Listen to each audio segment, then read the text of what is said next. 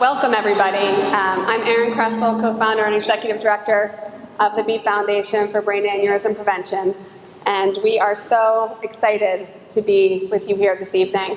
Hopefully you've all had some time to mingle with family and friends and enjoy this amazing space that we're all in here today and have the privilege to be.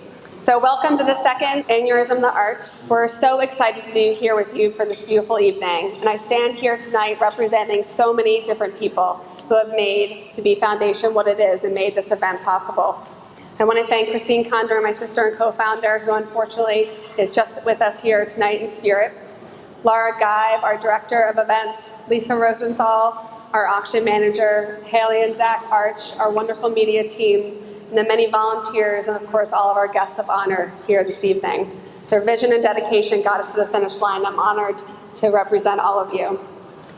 We're so thankful for our sponsors, our supporters, board of directors, scientific advisory board, research grantees, and of course our awareness ambassadors, many of which are here tonight, who make us who we are and enable the B Foundation to raise critical awareness and fund preventative research.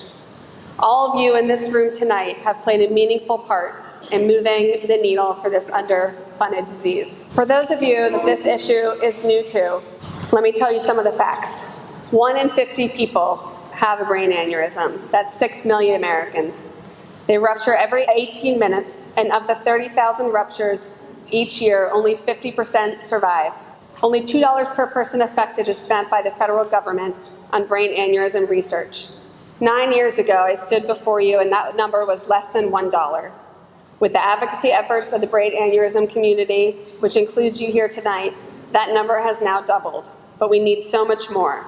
We founded the B Foundation 9 years ago today with one goal: to prevent brain aneurysms after we lost Jennifer Sedney at the age of 27. And many of you here today have been personally affected, and we thank you so much for being in this room. It's a disease that not many talk about until it affects you and your people.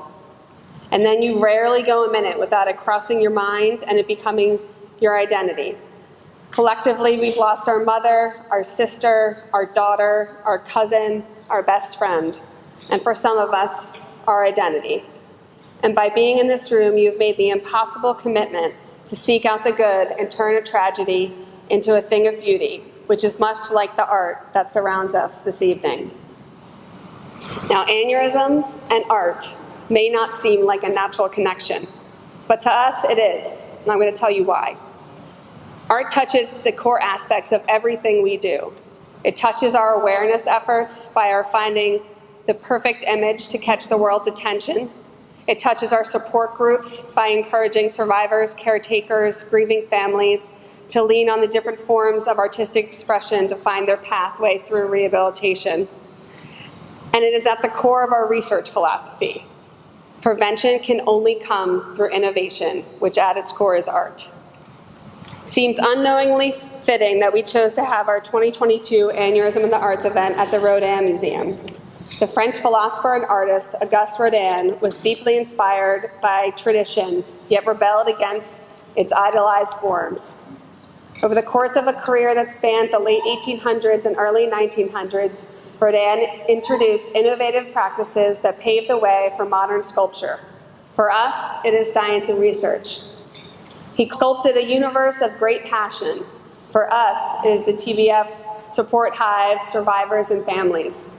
He sculpted a universe of great tragedy. For us, it is the unsurmountable loss of so many that we have lost along the way.